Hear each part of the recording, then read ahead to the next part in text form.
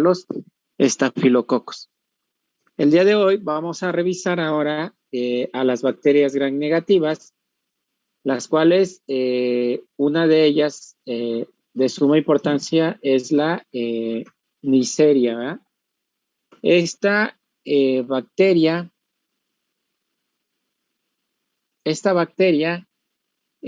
pertenece a la familia Neisseriaceae, ¿verdad? Que está formada por los géneros Neisseria, Brahamella, Moraxella y Actinobacter.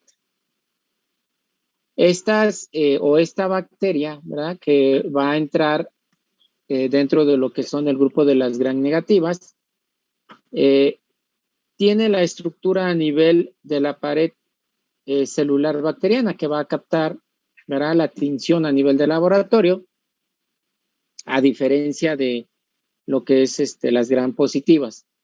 Entonces va a tener estos géneros, ¿verdad? Neisseria, la Brahamella, la Moraxella y la Actinobacter. El género Neisseria va a comprender 8 especies. Las 2 primeras son de gran importancia clínica, de gran importancia médica. Las 6 restantes tienen importancia muy poca porque su patogenicidad es baja en el ser humano, ¿no? Pero va a tener 2, este género Neisseria va a tener 2 que van a tener suma importancia. Y esas especies, ¿verdad?, son la Neisseria gonorrhoeae, la Neisseria meningitidis, la Neisseria lactaminicos, la Neisseria zika, la flavens, la subflava, la mucosa y la cinera. La Neisseria gonorrhoeae y la meningitidis son las de mayor relevancia.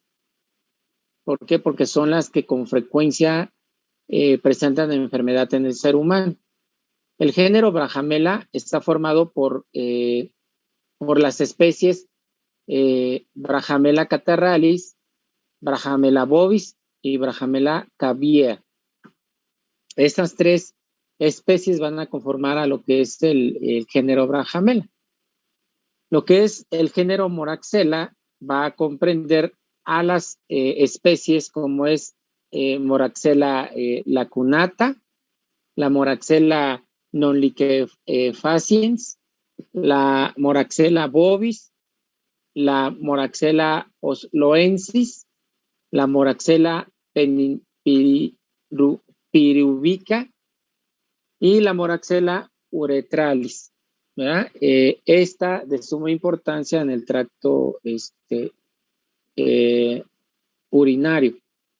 Y el género Actinobacter va a tener una sola especie, que es la Actinobacter calcocitecus, ¿verdad? Y esta también antes conocida como Gerla vaginocola, ¿verdad? Solamente entonces va a tener una sola, un solo género, esta Actinobacter. ¿Cuáles son las características de cada una de ellas? En el caso de del género de la Neisseria, esta está formada por un diplococo gram negativo. Es de tipo no esporulado, es inmóvil y es oxidasa positivo. Algunas especies son capsuladas, con excepción de la meningitidis y la gonorrhoeae. Estas no van a ser capsuladas. Todas estas especies van a tener hábitats normales en el organismo, van a estar, el huésped va a ser el ser humano. Se van a encontrar o se pueden encontrar vías respiratorias, incluyendo la Brahamella catarrhalis, que esa es una de las que con frecuencia también se presentan en las otitis media. La Neisseria meningitidis forma parte de la flora normal del aparato respiratorio, pero en el sistema nervioso central y en determinadas condiciones puede causar meningitis, ¿verdad? Va a estar formando parte de la flora del aparato respiratorio. Sin embargo, cuando hay factores que debilitan el sistema inmunológico, puede ocasionar, ¿verdad?, cuadros de sepsis a nivel de las meninges. La Neisseria gonorrhoeae produce gonorrea, ¿verdad?, purgación o también blenorragia. A nivel oftálmico también puede tener sus procesos infecciosos y puede presentarse como una gonococcemia o como una neonatorum, ¿verdad?, a nivel oftálmico. Esta misma bacteria o esta misma especie de Neisseria gonorrhoeae. La sensibilidad a agentes externos. En términos generales, este grupo de bacterias es sensible a agentes físico-químicos. También a factores en relación a temperaturas, a la desecación y a los metales pesados, ¿verdad? Va a tener sensibilidad a estos factores. Las temperaturas óptimas para que desarrollen su crecimiento la Neisseria va entre temperaturas de 36 a 37 grados centígrados, teniendo como un máximo 40-41 grados y como un mínimo 24 grados centígrados. Más allá o menos de estas temperaturas, pues no se propician los medios para que puedan proliferar estas bacterias. La sensibilidad del gonococo a las sales de plata se utilizó en la prevención oftálmica. Esta bacteria, ¿verdad?, producía o produce a nivel oftálmico secreción purulenta. Y anteriormente se utilizaban las sales de plata para la prevención de esta enfermedad o de esta bacteria, ¿verdad?, que generaba a nivel oftálmico. Esto pues obviamente se presentaba a nivel del recién nacido y mediante el llamado tratamiento de Crede, ¿verdad?, estas sales de plata que se utilizaban. Actualmente ya no se utilizan tanto las sales de plata, sino se utilizan otro tipo de antibióticos ya para poder tratar alguna infección por medio de esta bacteria. Un ejemplo de esta sensibilidad del gonococo consistía en la aplicación de forma obligatoria de gotas de nitrato de plata en los globos oculares de los recién nacidos.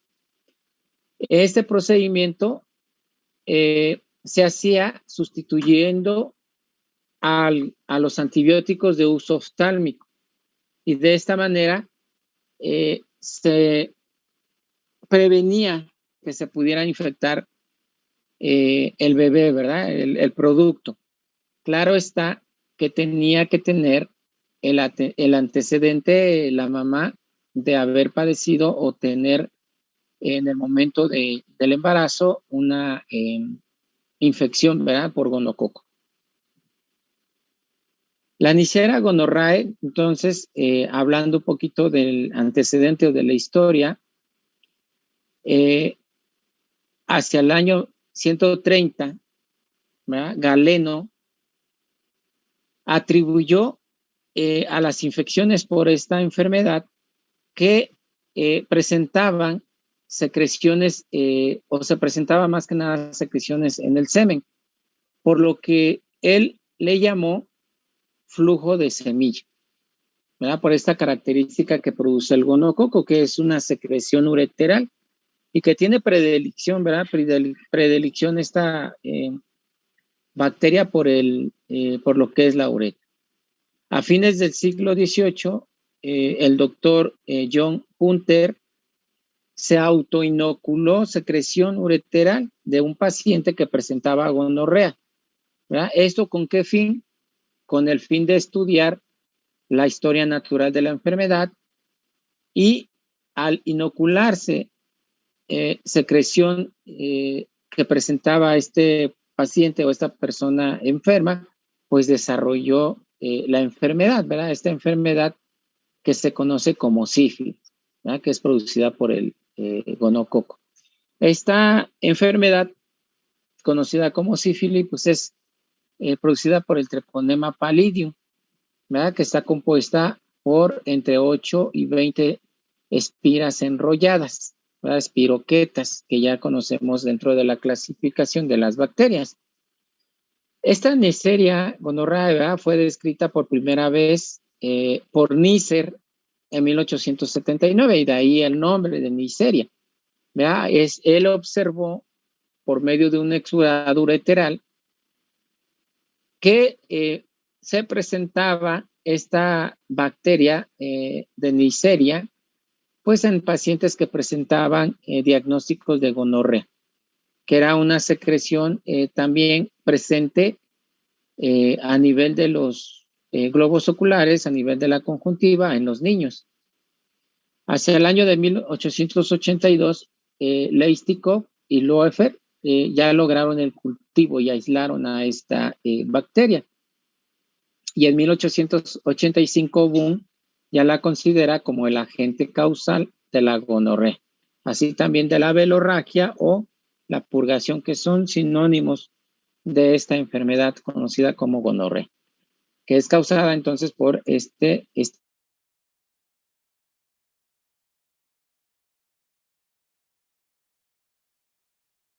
ya vamos a ver que todos los miembros del género Neisseria pues son diplococos gram negativos.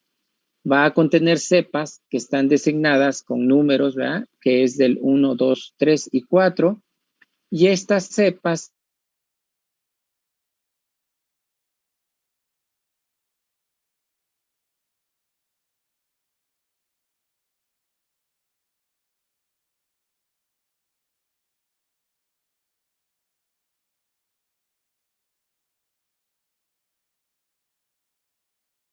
pegarse, si recuerdan ustedes, ¿verdad?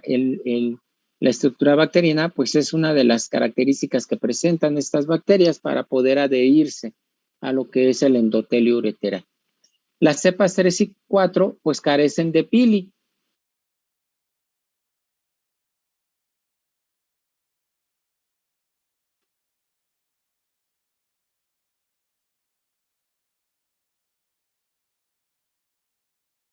En proteínas que van a estar designadas por números también, 1, 2 y 3, ¿verdad? La proteína 1, pues forma parte de la membrana externa de la bacteria, y esta va a estar dada así por el lugar en la clasificación del gonococo. Esta proteína va a contener dos subtipos, que es la 1A y la 1B. La 1A va a contener 18 serotipos y la 1B 28 serotipos.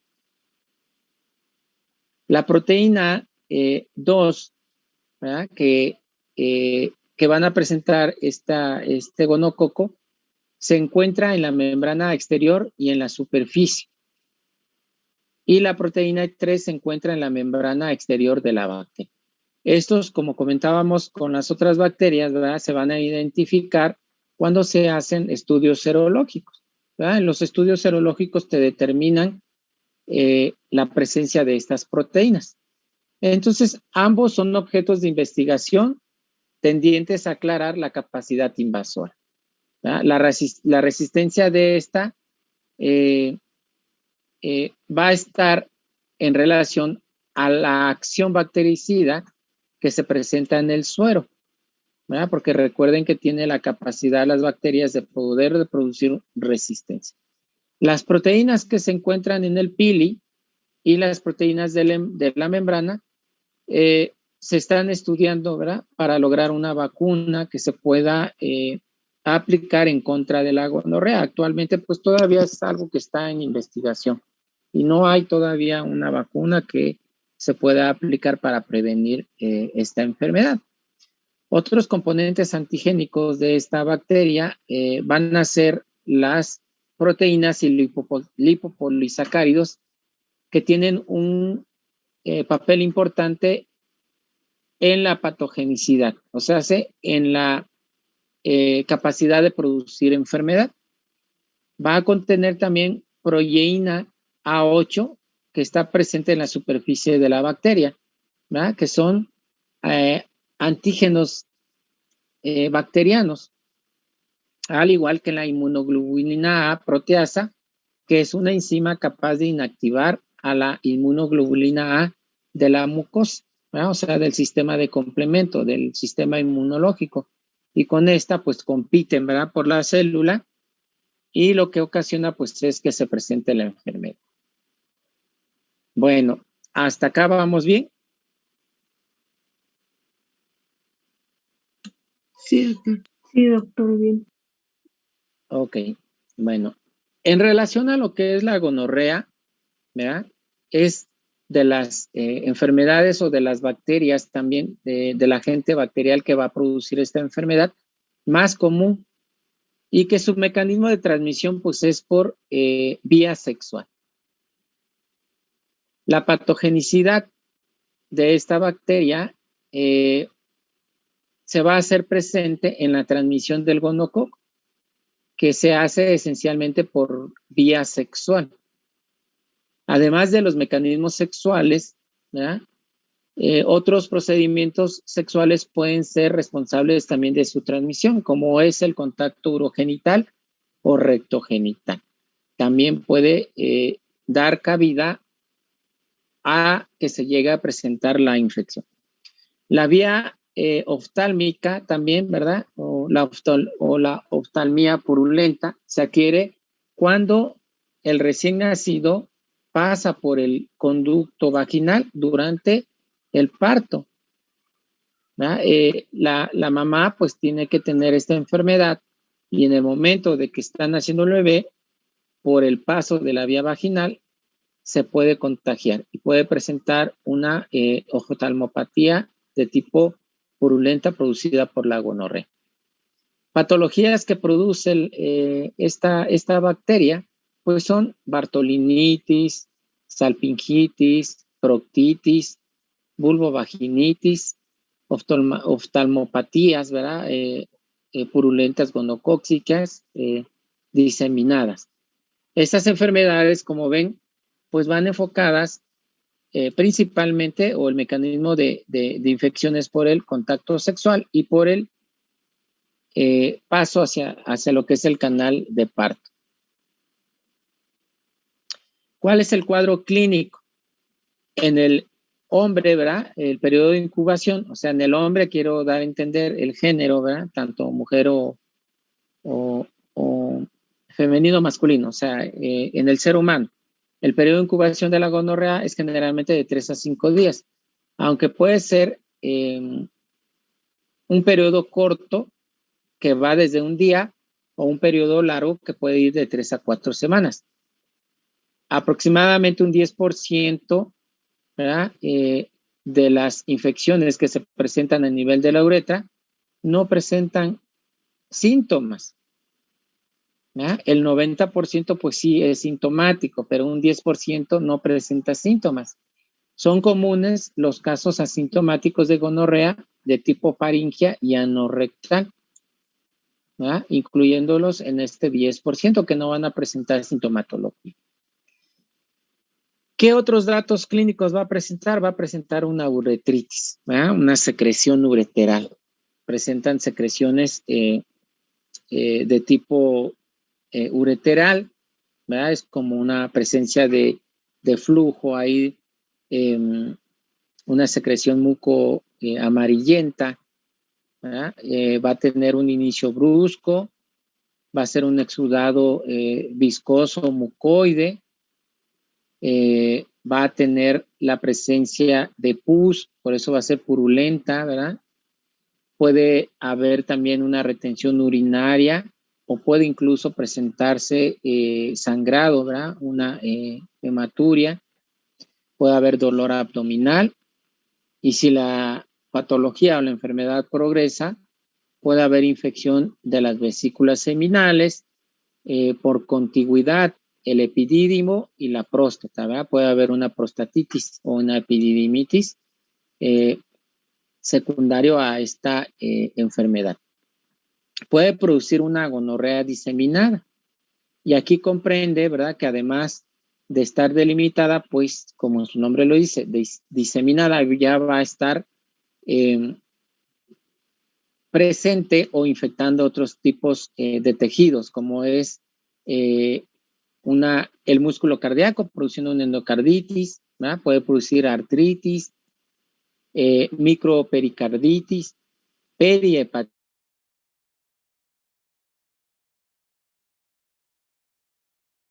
del vaso, meningitis también a nivel del sistema nervioso y una gonococcemia, ¿verdad?, que se generaliza. ¿Cuál es el diagnóstico para poder determinar esta enfermedad?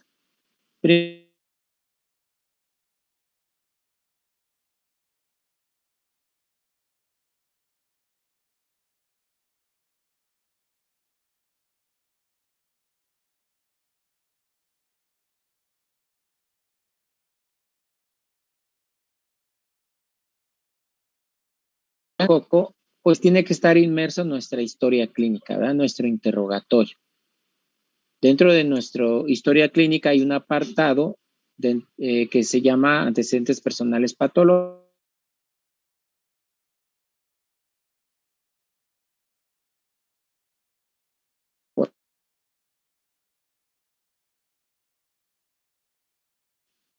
Doctor, yo tengo una duda. Escucho.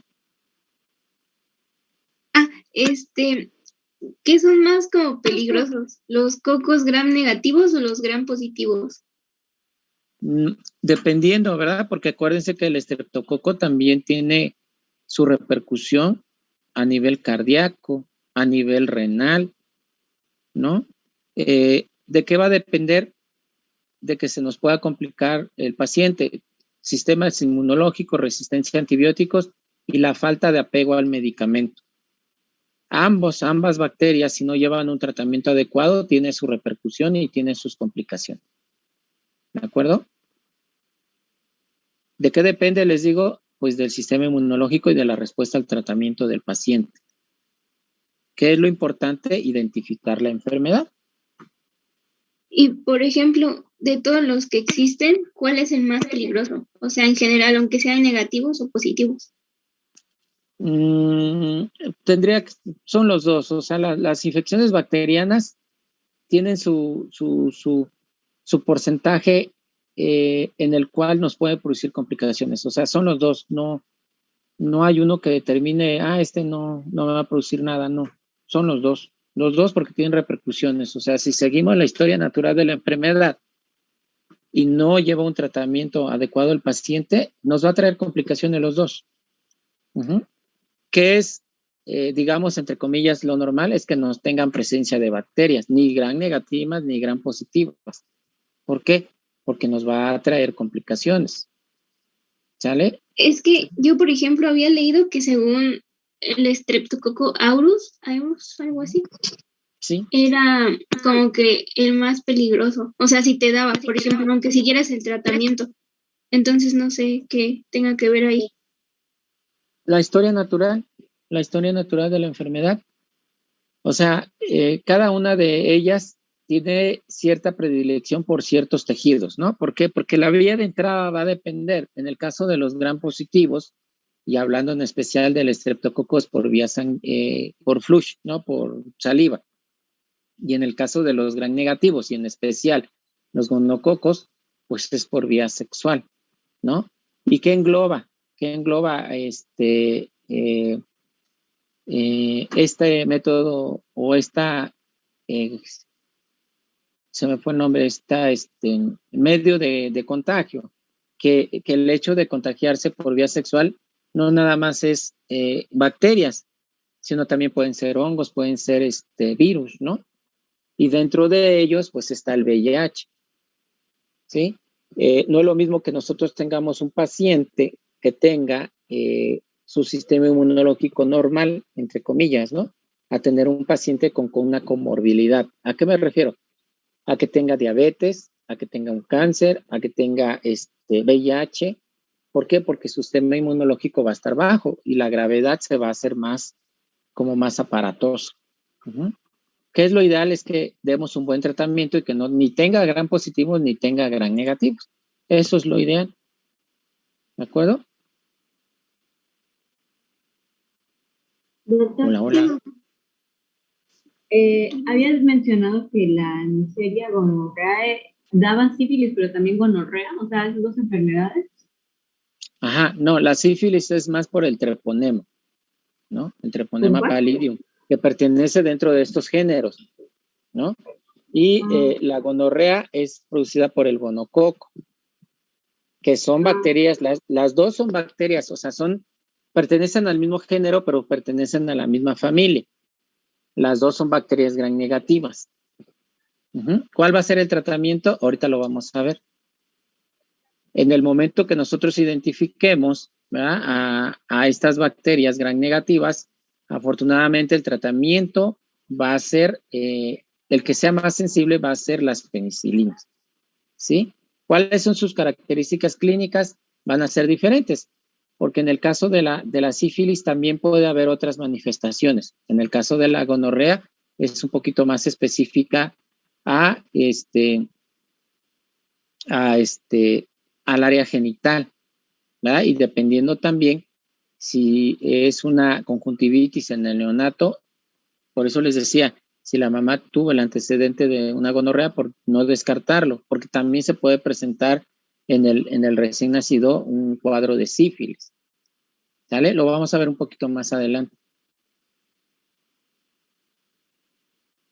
Gracias. ¿Sí? Bueno, ¿dónde me quedé? En los diagnósticos por laboratorio. Bueno, uno va a ser primero por un frotis, ¿verdad? Donde se va a ver a la bacteria. Y otro va a ser los cultivos. Los cultivos que se van a llevar a nivel de laboratorio y la toma de muestra, pues depende de la edad del paciente, del sexo, ¿verdad? Y también, si está o que tiene su actividad sexual activa. De eso va a depender para la toma de la muestra, ¿verdad? Bueno, aparte de las preguntas y de los comentarios anteriores, ¿algún otro comentario o pregunta?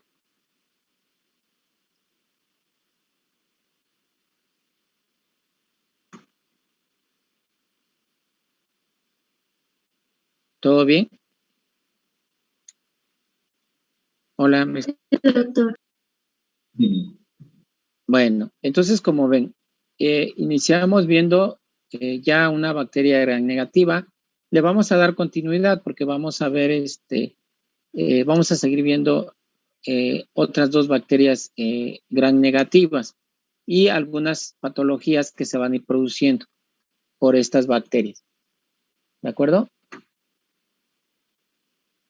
De acuerdo. Bueno, ya más adelante o la siguiente clase ya vamos a ver lo que yo les decía, el tratamiento, ¿no? El tratamiento que va enfocado más que nada a las penicilinas. Las penicilinas que afortunadamente todavía tienen una sensibilidad hacia estas bacterias y en especial para la sífilis. Para la gonorrea, pues también se pueden utilizar las penicilinas o también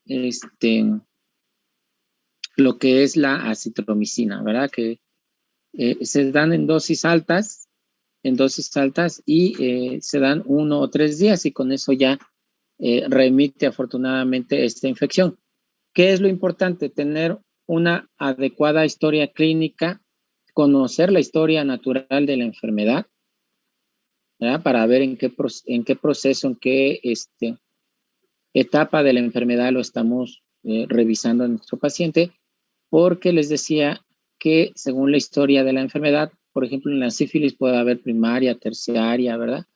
De las manifestaciones de las etapas en las que se encuentre la sífilis, porque pueden estar latentes, ¿verdad? Pueden estar latentes, y como ven también la otra parte es de que pueden haber algunos pacientes, en el caso de gonorrea, que pueden estar asintomáticos, ¿no? Y no podemos detectar a esta patología.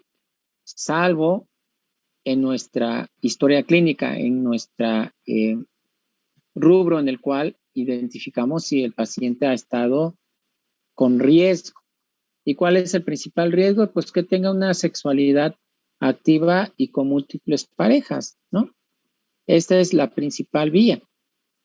En el adulto, en el niño, una conjuntivitis purulenta que no se da al tratamiento, porque en los niños el porcentaje alto de las conjuntivitis primero son virales y no necesitan un tratamiento de antibiótico porque son virales, pero si persiste, ¿verdad?, una conjuntivitis en los niños y todavía anudado esto en nuestra historia clínica, identificamos que la mamá tuvo alguna de estas enfermedades, pues no descartarlo, ¿verdad?, e iniciar un tratamiento con antibiótico.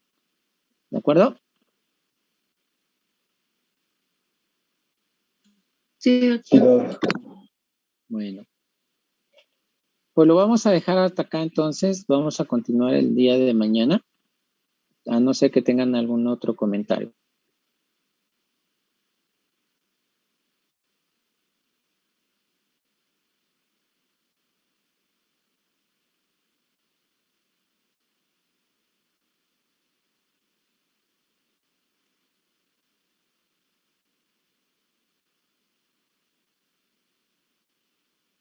¿Todo bien?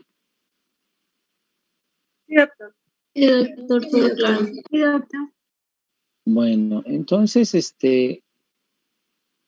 ya no les debo ninguna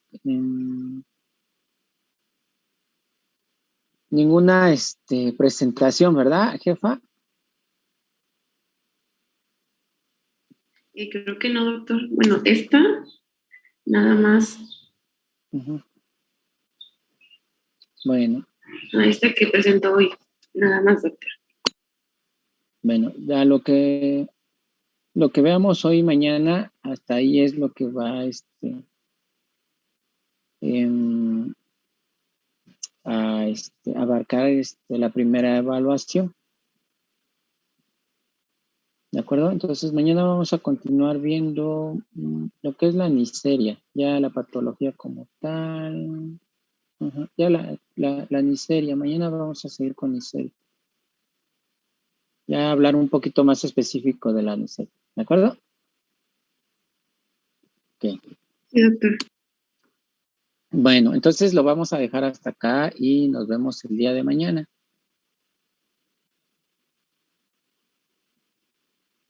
Hasta mañana, doctor. Gracias. Mañana, doctor. Nos vemos, doctor. Hasta mañana, doctor. Hasta mañana.